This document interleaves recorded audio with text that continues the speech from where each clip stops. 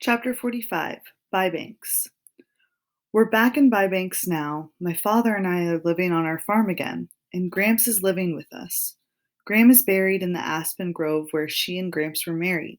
We miss our gooseberry every single day.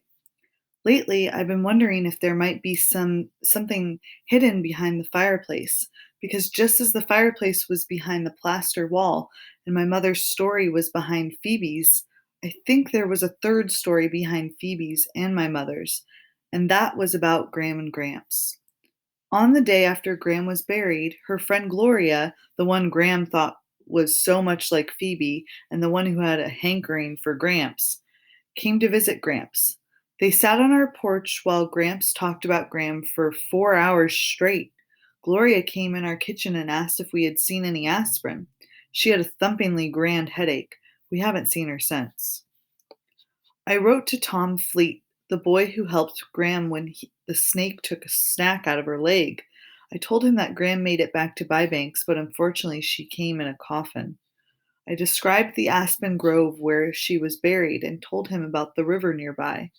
He wrote back saying that he was sorry about Gram and maybe he would come and visit that aspen grove someday. Then he said, "Is your riverbank private property?"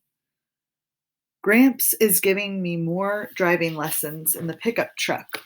We practice over on Gramps' old farm, where the new owner lets us clonk around on the dirt roads with us ride wait, on the dirt roads with us rides Gramps' new beagle puppy, which he named Huzza Huzza. Gramps pets the puppy and smokes his pipe as I drive, and we both play the moccasin game. It is a game we made up on our way back from Idaho. We take turns pretending we are in someone else's moccasins. If I was walking in Phoebe's moccasins, I would be jealous of her new brother dropping out of the sky. If I was in Grams's moccasins right this minute, I would want to cool my feet in that river over there. If I was walking in Ben's moccasins, I would miss Salamanca Hiddle. On and on we go. We walk in everybody's moccasins, and we have discovered some interesting things that way. One day I realized that our whole trip out to Lewiston had been a gift from Gram and Gramps to me. They were giving they were giving me a chance to walk in my mother's moccasins, to see what she had seen, and to feel what she might have felt on her last trip. And another afternoon, after we had been talking about Prometheus stealing fire from the sun to give to man, and about Pandora opening up the forbidden box with all the evils in the world, Gramps said that those myths evolved because people needed a way to explain where fire came from and why there was evil in the world. That made me think of Phoebe and the lunatic, and I said, if I was walking in Phoebe's moccasins, I would want to believe in a lunatic and an axe wielding Miss Cadaver to explain my mother's disappearance. Phoebe and her family helped me, I think. They helped me to think about and understand my own mother. Phoebe's tales were like my fishing in the air.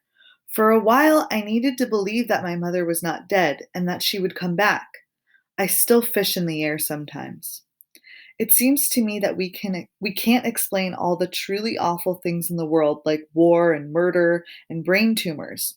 And we can't fix these things, so we look at the frightening things that are closer to us and we magnify them until they burst open.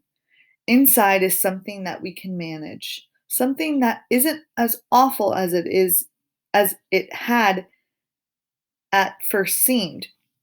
It is a relief to discover that although there might be axe murderers and kidnappers in the world, most people seem a lot like us. Sometimes afraid and sometimes brave, sometimes cruel and sometimes kind. I decided that bravery is looking Pandora's box full in the eye as best you can, and then turning to the other box, the one with the smooth, beautiful folds inside.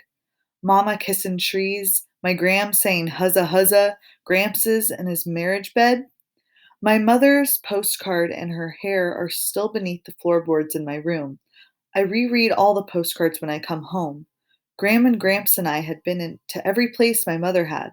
There are the Black Hills, Mount Rushmore, and Badlands. The only card that is still hard for me to read is the one from Coeur d'Alene, the one that I